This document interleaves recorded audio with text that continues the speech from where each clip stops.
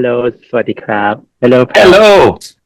Hello สวัสดีครับ Nice to meet you I'm Jade from here in Bangkok Hello, Hello nice to meet you. I'm Pat from the Yes band SABATON.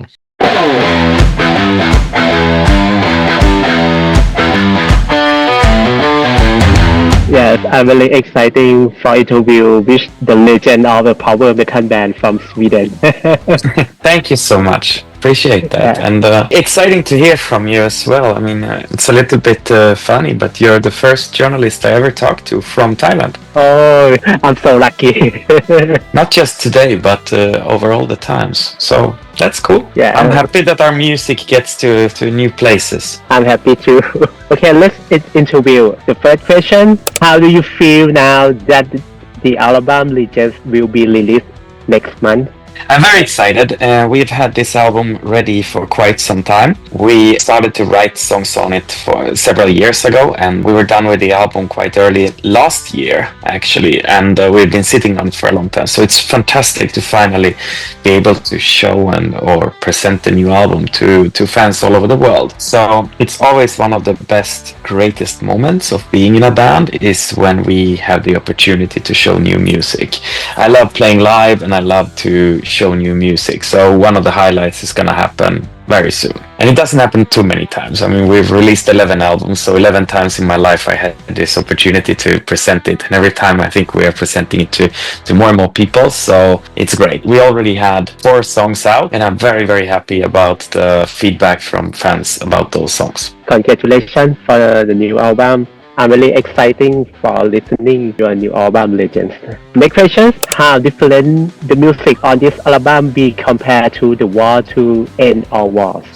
I mean, one thing that maybe differs a little bit is that once we decided that we're gonna have an album called Legends, and we're gonna, let's say, a more ancient focus, a more older time focus, we had no boundaries what type of music we could put on the album. There are songs on this album that we wouldn't be able to put if we were doing the War to End All Wars, because that was that and the album before that, The Great War, they were both concept albums about the First World War. And in those albums, it would have been difficult to have songs like Templars or the music of Templars and the music of A Tiger Among Dragons because they simply don't sound like World War One. So having that in mind, I think that the album sounds a little bit different than what it would have done if we would have continued, for example, singing about First World War. The other thing is, of course, that the lyrical themes and the topics allow us for using different type of vocabulary when we are doing the lyrics.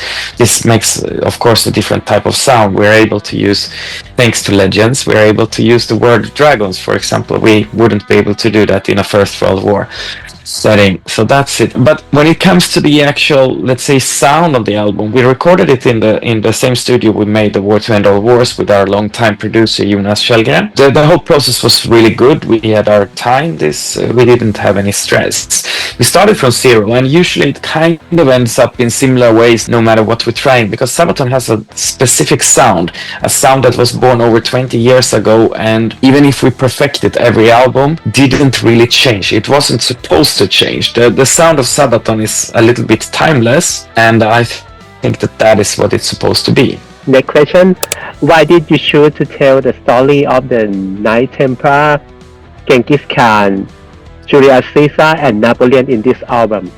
We were working on the music. We did not know what type of topics we're gonna have. We didn't know what kind of stories there would be on the album. But when Joachim was writing the music for the song Templars, and we heard it, and we listened to it, and then we both felt like something epic, and it feels like the story of the Templars. That's how we felt the music. And we decided upon that very early, and from there, then we kind of built it into that the new album will be about legends. So it all started with that song, and that's why we also put that as the opening track of the album. Why the other ones were chosen? So it's not a difficult thing to find topics when you call an album Legends and looking for these kind of stories. There are a lot of them from all over the world, and we were not bound by any time period. We go back, I mean, we're spanning 3,500 years on this one. And there was no problem finding the topics, but it's always the biggest thing for us is to match the music with what we hear and then write the lyrics about it. So we always start with the music and then we attach a topic. And in this case, we had loads of topics, more than 30 different that we really wanted on the album. And then we fitted the ones that musically sounded like they were there. And that's usually how we write albums, but this time I think it was easier because there was we were not bound to anything. We could just feel wherever the music took us and go by that. And there were some of those characters that we really wanted to sing about, and we felt that they were natural. And some of them are very easy to a song, like it's just up to us to decide where in time we want to place them. For example, Julius Caesar, we can place him on the battlefield, we can place him becoming the eternal dictator, or we can place him in the Ides of Mars where he was murdered. So we can choose wherever we put him depending on how the music sounds. And that's why we felt that this sounds like he's on the march. That's how we felt the music sounded, and that means that he's crossing the road. Next question. The music video Hottest of Cannes is really exciting, with Baton training scene and event filming at the Natural History Museum in London. Could you tell us about the feeling during the shooting music video? Yeah, that was very spectacular. I mean, I had the idea for this music video for years and I've been working on it, but we couldn't really do it on the Great War thanks to Corona, so we weren't able to do anything like that. But now we had it, and I really wanted to create a story behind it, not just like a little mini version of a night at the museum, but I wanted to create a deeper story behind it, and that's why I wanted to bring in these kids, and I wanted them to be properly playing, not just pretending to be playing. So it was a very interesting way how to cast these kids to be in a music video, and they had to learn a song that nobody in the world have heard. And so when turning to music academy in England, it was first a very big process of casting where kids had to supply them playing, and then we selected a couple. They had to come down with their parents to the school and sign this, like, we will not speak of what's gonna happen. And then they were informed that they're gonna be in the music video of an unreleased SABATON song, and they started to learn it, and they were so excited about it. They did fantastic. And I think because I was there when they were performing it, and I was cheering on them and helping them how to behave on stage and stuff, and it was a great moment. And I think they did a fantastic job, all of the kids, and made it very emotional to hear the song. And I was standing in the crowd together with the kids' parents and stuff. That was, I mean, we did so many things on that music video, and I love a lot of it, but I think that this was the best highlight for me, the kids' performance. It was the most emotional. It's really excellent. Why did you choose Jonas to be the producer on this album? It just feels very natural. It's a simple answer to the question, because he lives very close to us. And he's great, and he's known us for a long time, and it's a lot of things. It's not really complicated why we choose him. We like being around him. He's always a relaxed person. He is also a very technical interested person who always wants to make things better. He's not lazy at all. He's very excited about trying new things, and that's why every album sounds a little bit better. But in the end, it's very difficult to change the sound of Sabaton, because partly we don't want to completely change it. We love our sound. But also, Sabaton sound like Sabaton sound. It's a little bit like that. But we're very happy working with him, and we think he did a fantastic job on the album. The artwork of Sabaton, every album is always beautiful.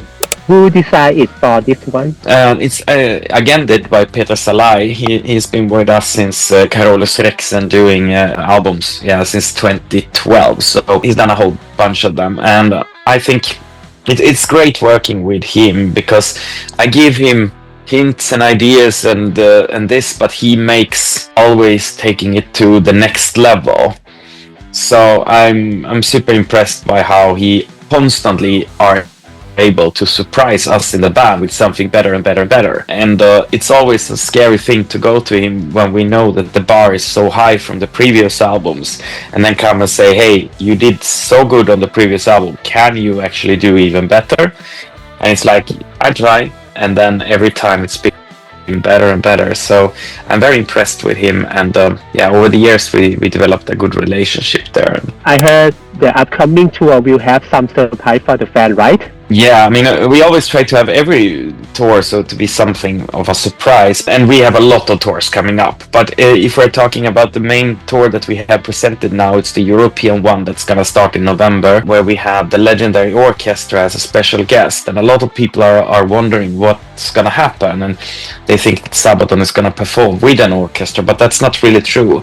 The legendary orchestra is its own band. The closest thing you can come is like a tribute band who play orchestral music versions of Sabaton songs with choirs and lead vocals and lead instrumentalists, and to make it a very epic rendition of the music. It's still hard for some people to imagine what it is, but me, who been there since the beginning and listened and worked on all the songs, I now know how good it's gonna be, and I think it's gonna be phenomenal. I look forward to see the legendary orchestra not only perform on this tour, but have a life after it in one way or another as well. Sabaton as a Swedish band have a good player at the gate in fame or dark tranquility inspired Sabaton in any way? Not really. They were a little bit earlier than us, but not. I think the bands that inspired us, they are like a band like Kiss would be an inspiration to Sabaton, and Iron Maiden. They were big sources of inspiration to us. When it comes to the musical part, we never really had, anything that we were looking to sound like. When we started to play, there was a lot of power metal bands who started at the same time or just before us, and most of them, they tried to sound like traditional power metal. They tried to have a high-pitched vocals,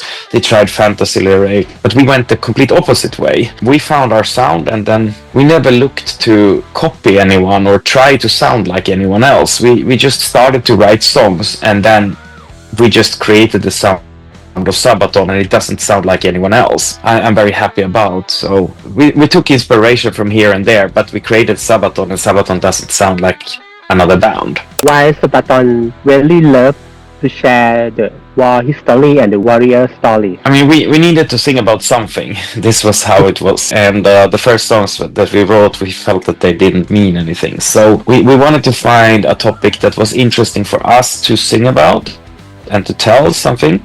And we didn't want to sing about something from our own lives, and we didn't want to do fiction or fantasy. So me and Joachim, we had both, not too big, but a little bit of interest in military history.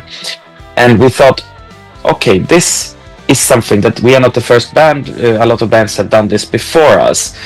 But we know it works with heavy metal. For example, Iron Maiden has done a lot of stories similar. And so we know it works with heavy metal. And we did it on the first album, and then on the second, and then we kind of were hooked to it, and fans loved it. We continued, and over the years we developed the concept bigger and did more with the stories than just the music. Have you ever visited in Thailand? Me personally, yes, a couple of times, and I like it a lot. Where are you going in Thailand? So most of the time I've been to Bangkok. Bangkok. Yeah, but I was also in Krabi. Oh yeah. Very beautiful place. Yeah, beautiful fantastic. Place, yeah. Have you ever tried Thai food? Yeah, I like it a lot. It's quite popular in Sweden, but really? But of course it tastes better when in Thailand. So yeah. It's very, very popular in Sweden. So I mean, it's common. What's your favorite Thai food? That would be some curry, Thai curry. Green curry, right? Green. Green curry. I like it a lot. Do you have a plan to play concert in Thailand?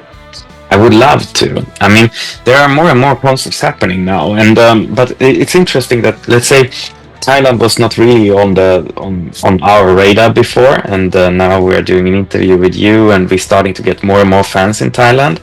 So I really hope that this album cycle will take us there. That would be fantastic. The last question, do you have a message for your Thai fans? I didn't know we had so many, to be honest, from the beginning, but I'm so happy, and it's exciting to see that we have fans. When we started out, there are some places that you don't think that you're gonna have fans and be able to play one day, but the bigger Sabaton gets, the more chances we have, and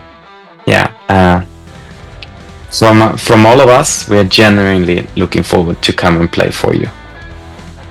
Okay, thank you so much. Thank you for taking the time interview you so with much. me. Thank you so much ครับขอบคุณครับ